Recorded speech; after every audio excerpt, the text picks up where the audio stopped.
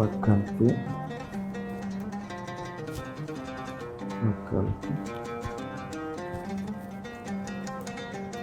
of computer science.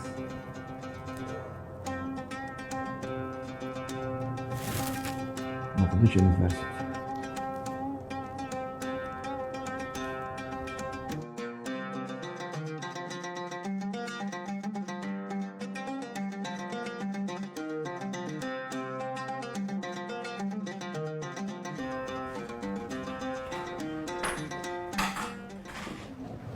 السلام عليكم. وعليكم السلام. كسو دhow jaamacadda muqdisho. waa ku dhawahay jaamacadda Arabi. runtii jaamacadda waxay ku haysaa 12 kuliyadood oo kala duwan. kuliyadda aragta ayaana ka xulan kartaa sida halkan ku cad. Ana waxaan rabaa computer science. kuliyadda computer science waa kana waxay ka kooban tahay 5 qayb oo kala ah computer science, sidoo kale information technology, qaybta saddexaad iyadana software engineering, qaybta afraad oo ah enterprise networking, iyo qaybta shanaad oo ah GIS. waa fahmay laakiin hal arrin ayaa jirto. haye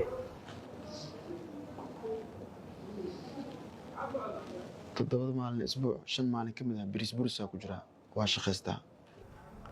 nasiib wanaag sanadkan kuliyaddu waxay soo kordhisay qayb part time ah. sidoo kale waxaa heli kartaa qayba evening classka oo habeenkii aad baran kartid. baaritaankaas ka qoraaneed. ku soo dhow mar kale jaamacadda muqdisho. arrin kale ayaa jirto. haye wiil walaalkeyga oo safar badan oo jaanis wax ku barta la'aa jiro.